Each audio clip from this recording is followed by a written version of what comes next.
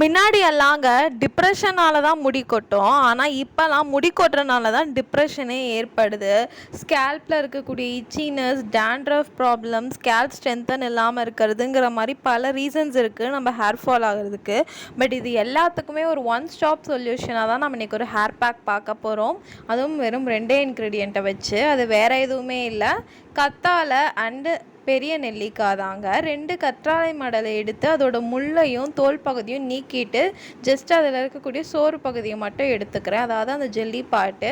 தென் ஒரு 4லேருந்து 5 பெரிய நெல்லிக்காய், அதுக்குள்ளே இருக்கக்கூடிய சீட் பார்ட்ஸை ரிமூவ் பண்ணிட்டேன்.